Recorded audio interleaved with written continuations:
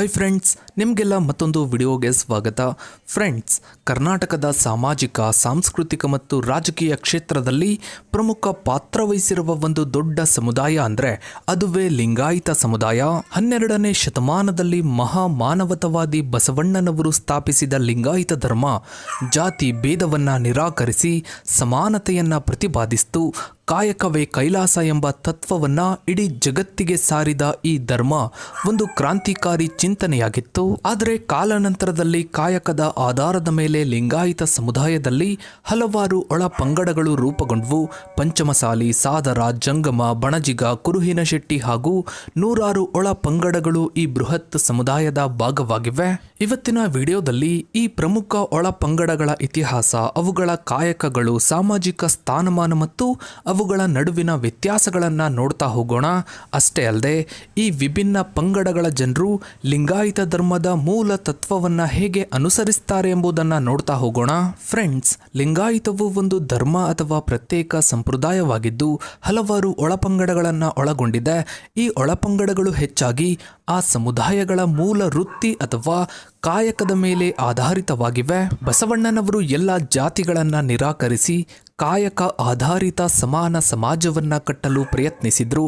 ಆದರೆ ಕಾಲಾನಂತರದಲ್ಲಿ ವಿವಿಧ ಕಾಯಕಗಳನ್ನು ಅವಲಂಬಿಸಿರುವ ಜನರು ತಮ್ಮದೇ ಆದ ಒಳಪಂಗಡಗಳನ್ನು ರೂಪಿಸಿಕೊಂಡ್ರು. ಲಿಂಗಾಯತ ಧರ್ಮದ ಪ್ರಮುಖ ಒಳಪಂಗಡಗಳನ್ನು ನೋಡ್ತಾ ಹೋದರೆ ಪಂಚಮಸಾಲಿ ಲಿಂಗಾಯತರು, ಇವರು ಲಿಂಗಾಯತರಲ್ಲೇ ದೊಡ್ಡ ಸಮುದಾಯವೆಂದು ಪರಿಗಣಿಸಲಾಗುತ್ತೆ.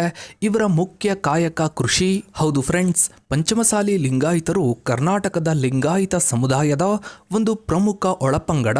ಇದು ರಾಜ್ಯದಲ್ಲಿಯೇ ಅತ್ಯಂತ ದೊಡ್ಡ ಲಿಂಗಾಯತ ಉಪಪಂಗಡಗಳಲ್ಲಿ ಒಂದಾಗಿದ್ದು ಮುಖ್ಯವಾಗಿ ಕೃಷಿ ಮತ್ತು ವ್ಯಾಪಾರವನ್ನು ತಮ್ಮ ಮೂಲ ಕಾಯಕವನ್ನಾಗಿ ಮಾಡಿಕೊಂಡಿದ್ದಾರೆ. ಪಂಚಮಸಾಲಿ ಎಂಬ ಪದವು 5 ವಿಭಿನ್ನ ವೃತ್ತಿಗಳ ಅಥವಾ ಸಾಲಿನ ಜನರ ಒಗ್ಗೂಡಿಕೆಯನ್ನು ಸೂಚಿಸುತ್ತೆ ಎಂದು ಕೆಲವು ಇತಿಹಾಸಕಾರರು ಹೇಳ್ತಾರೆ. ಸಾಲಿ ಎಂದರೆ ಸಂಪ್ರದಾಯ ಅಥವಾ ಸಾಲು ಎಂದರ್ಥ. ಇನ್ನು ಕೆಲವರ ಪ್ರಕಾರ ಕೃಷಿ ಕಾಯಕವನ್ನು ಅವಲಂಬಿಸಿದ್ದರಿಂದ ಈ ಹೆಸರು ಬಂದಿದೆ ಎನ್ನಲಾಗುತ್ತೆ. ಬಸವಣ್ಣನವರ ಕ್ರಾಂತಿಕಾರಿ ಚಳುವಳಿಯ ನಂತರ ಬಸವ ತತ್ವವನ್ನು ಒಪ್ಪಿಕೊಂಡ ಕೃಷಿ ಮೂಲದ ಜನರು ಈ ಸಮುದಾಯವನ್ನು ಕಟ್ಟಿಕೊಂಡ್ರು ಎಂದು ಹೇಳಲಾಗುತ್ತೆ. ಬಸವಣ್ಣನವರ ಕಾಲದಲ್ಲಿ ಸೃಷ್ಟಿಯಾದ ಸಾಮಾಜಿಕ ಚಳುವಳಿಯಲ್ಲಿ ಭಾಗವಹಿಸಿದವರಲ್ಲಿ ಪಂಚಮಸಾಲಿಗಳು ಪ್ರಮುಖರು ಎಂದು ಹೇಳಲಾಗುತ್ತೆ.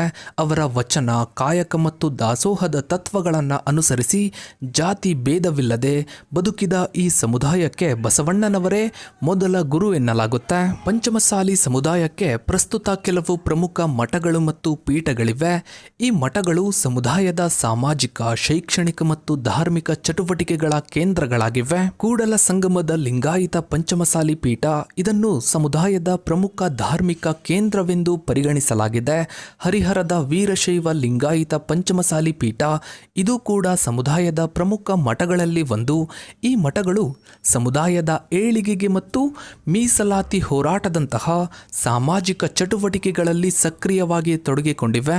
ಪಂಚಮಸಾಲಿ ಸಮುದಾಯವು ಪ್ರಧಾನವಾಗಿ ಕೃಷಿಕರಾಗಿದ್ದು ಕರ್ನಾಟಕದ ವಿವಿಧ ಜಿಲ್ಲೆಗಳಲ್ಲಿ, ವಿಶೇಷವಾಗಿ ಉತ್ತರ ಕರ್ನಾಟಕದಲ್ಲಿ ಹೆಚ್ಚಾಗಿ ಕಂಡುಬರ್ತಾರೆ. ಈ ಸಮುದಾಯವು ರಾಜ್ಯದ ರಾಜಕೀಯ ಮತ್ತು ಆರ್ಥಿಕ ವಲಯದಲ್ಲಿಯೂ ಪ್ರಬಲಶಾಲಿಯಾಗಿದ್ದಾರೆ. ಶಿಕ್ಷಣ, ಉದ್ಯೋಗ ಮತ್ತು ಸಾಮಾಜಿಕ ಸೌಲಭ್ಯಗಳಿಗಾಗಿ, ಮೀಸಲಾತಿಗಳಿಗಾಗಿ ಹೋರಾಟ ನಡೆಸ್ತಾ ಇರುವ ಕಾರಣ ಇತ್ತೀಚಿನ ದಿನಗಳಲ್ಲಿ ಇವರು ರಾಜಕೀಯವಾಗಿ ಹೆಚ್ಚು ಸುದ್ದಿಯಾಗಿದ್ದಾರೆ. ಪಂಚಮಸಾಲಿ ಲಿಂಗಾಯತರು ಕರ್ನಾಟಕದ ಸಾಮಾಜಿಕ ಮತ್ತು ಧಾರ್ಮಿಕ ಜೀವನದಲ್ಲಿ ಮಹತ್ವದ ಪಾತ್ರವನ್ನು ವಹಿಸಿದ್ದಾರೆ. ಅವರ ಸಂಸ್ಕೃತಿ, ಕಾಯಕದ ಆಚರಣೆಗಳು ಮತ್ತು ಧಾರ್ಮಿಕ ನಂಬಿಕೆಗಳು ಲಿಂಗಾಯತ ಧರ್ಮದ ಪ್ರಮುಖ ಭಾಗಗಳಾಗಿವೆ. ಇನ್ನು ಸಾದರ ಲಿಂಗಾಯತರು, ಇವರು ಮಧ್ಯ ಕರ್ನಾಟಕದಲ್ಲಿ ಹೆಚ್ಚಾಗಿ ಕಂಡುಬರುವ ಲಿಂಗಾಯತ ಉಪಪಂಗಡ. ಕೃಷಿ ಮತ್ತು ವ್ಯಾಪಾರ ಇವರ ಮುಖ್ಯ ವೃತ್ತಿಗಳು. ಸಾದರ ಲಿಂಗಾಯತರು ಲಿಂಗಾಯತ ಸಮುದಾಯದ ಒಂದು ಪ್ರಮುಖ ಒಳಪಂಗಡವಾಗಿದ್ದು ಇವರು ಹೆಚ್ಚಾಗಿ ಮಧ್ಯ ಕರ್ನಾಟಕದಲ್ಲಿ ಕಂಡುಬರ್ತಾರೆ. ಇವರನ್ನ ಸಾಧು ಲಿಂಗಾಯತರು ಎಂದು ಕರೆಯಲಾಗುತ್ತೆ. ಸಾದರ ಲಿಂಗಾಯತರ ಮೂಲದ ಬಗ್ಗೆ ಕೆಲವು ಭಿನ್ನಾಭಿಪ್ರಾಯಗಳಿವೆ. ಕೆಲವು ಐತಿಹಾಸಿಕ ದಾಖಲೆಗಳ ಪ್ರಕಾರ ಸಾದರ ಲಿಂಗಾಯತರು ಮೂಲತಃ ಜೈನ ಧರ್ಮದ ಅನುಯಾಯಿಗಳಾಗಿದ್ದರು. 18ನೇ ಶತಮಾನದಲ್ಲಿ ಲಿಂಗಾಯತ ಪುರೋಹಿತರ ಪ್ರಭಾವದಿಂದಾಗಿ ಅವರು ಲಿಂಗಾಯತ ಧರ್ಮಕ್ಕೆ ಮತಾಂತರಗೊಂಡರು ಎನ್ನಲಾಗಿದೆ. ಇನ್ನು ಕೆಲವರ ಪ್ರಕಾರ ಉತ್ತರ ಭಾರತದಿಂದ ದಕ್ಷಿಣ ಭಾರತಕ್ಕೆ ವಲಸೆ ಬಂದವರು ಸಾದರರು. ಅಲ್ಲಿ ಕೃಷಿ ಅವರ ಮುಖ್ಯ ಕಾಯಕವಾಗಿತ್ತು. ನಂತರ ಅವರು ಬಸವಣ್ಣನವರ ತತ್ವಗಳಿಂದ ಪ್ರಭಾವಿತರಾಗಿ ಲಿಂಗಾಯತ ಧರ್ಮವನ್ನ ಸ್ವೀಕರಿಸಿದ್ರು. ಇವರಲ್ಲಿ ಜೈನ ಧರ್ಮವನ್ನ ಅನುಸರಿಸದೆ ದೈವಿಕ ಹಿಂದೂ ಧರ್ಮಕ್ಕೆ ಅಂಟಿಕೊಂಡವರು ಸಾದರರು ಇದ್ದಾರೆ. ಸಾದರ ಲಿಂಗಾಯತರ ಮುಖ್ಯ ಕಾಯಕ ಕೃಷಿ. ಇವರು ಜಮೀನ್ದಾರರು ಮತ್ತು ವ್ಯಾಪಾರಸ್ಥರಾಗಿಯೂ ಗುರುತಿಸಿಕೊಂಡಿದ್ದಾರೆ. ಕರ್ನಾಟಕದ ಅನೇಕ ಹಳ್ಳಿಗಳಲ್ಲಿ ಇವರೇ ಗ್ರಾಮದ ಮುಖ್ಯಸ್ಥರಾಗಿ ಗೌಡ, ಪಾಟೀಲ್ ಅಥವಾ ದೇಸಾಯಿಯಾಗಿ ಕಾರ್ಯನಿರ್ವಹಿಸಿದ ಉದಾಹರಣೆಗಳಿವೆ. ಸಾದರ ಸಮುದಾಯದವರು ತಮ್ಮ ಸಸ್ಯಾಹಾರ ಪದ್ಧತಿ ಮತ್ತು ಕಟ್ಟುನಿಟ್ಟಾದ ನೈತಿಕ ಆಚರಣೆಗಳಿಂದಾಗಿ ಸಮಾಜದಲ್ಲಿ ಉತ್ತಮ ಸ್ಥಾನವನ್ನು ಹೊಂದಿದ್ದಾರೆ. ಈ ಸಮುದಾಯದ ಬಹುತೇಕ ಜನರು ಚಿತ್ರದುರ್ಗ ಜಿಲ್ಲೆಯ ಸಿರಿಗೆರೆ ತರಳುಬಾಳು ಬೃಹನ್ಮಠದ ಅನುಯಾಯಿಗಳಾಗಿದ್ದಾರೆ. ಸಾದರ ಲಿಂಗಾಯತರು ಕರ್ನಾಟಕದ ರಾಜಕೀಯದಲ್ಲಿಯೂ ಗಮನಾರ್ಹ ಪ್ರಭಾವವನ್ನು ಹೊಂದಿದ್ದಾರೆ. ಇತ್ತೀಚೆಗೆ ರಾಜ್ಯದ ರಾಜಕೀಯದಲ್ಲಿ ಇವರು ಪ್ರಮುಖ ಪಾತ್ರ ವಹಿಸಿರುವುದು ಕಂಡುಬಂದಿದೆ. ಗೌಡ ಎಂಬ ಗೌರವ ನಾಮವನ್ನು ಕೂಡ ಇವರು ಹೆಚ್ಚಾಗಿ ಬಳಸ್ತಾರೆ. ಈ ಸಮುದಾಯವು ಚಿತ್ರದುರ್ಗ, ದಾವಣಗೆರೆ, ವಿಜಯನಗರ, ಹಾವೇರಿ, ಶಿವಮೊಗ್ಗ, ಬಳ್ಳಾರಿ ಮತ್ತು ಧಾರವಾಡ ಜಿಲ್ಲೆಗಳಲ್ಲಿ ಅಧಿಕ ಸಂಖ್ಯೆಯಲ್ಲಿದ್ದಾರೆ.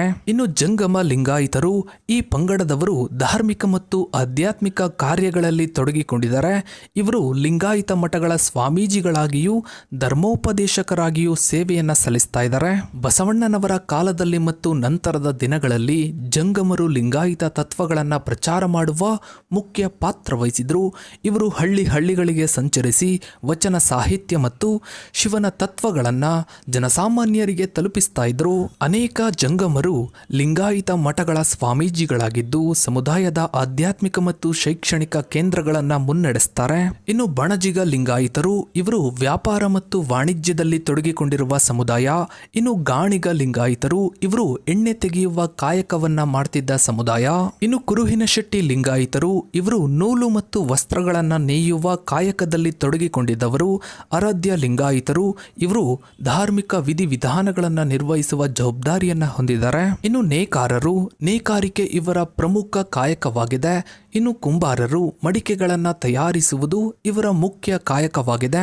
ಇವಷ್ಟೇ ಅಲ್ಲದೆ ಇನ್ನು ಅನೇಕ ಪಂಗಡಗಳು ಲಿಂಗಾಯತ ಧರ್ಮದ ಭಾಗವಾಗಿ ಗುರುತಿಸಿಕೊಂಡಿವೆ. ಈ ಪಂಗಡಗಳು ಲಿಂಗಾಯತ ಸಮುದಾಯದ ವೈವಿಧ್ಯತೆಯನ್ನು ಪ್ರತಿಬಿಂಬಿಸುತ್ತವೆ. ಇವರೆಲ್ಲರೂ ಶಿವನನ್ನು ಮತ್ತು ಬಸವಣ್ಣನವರ ತತ್ವವನ್ನ ಅನುಸರಿಸ್ತಾರೆ.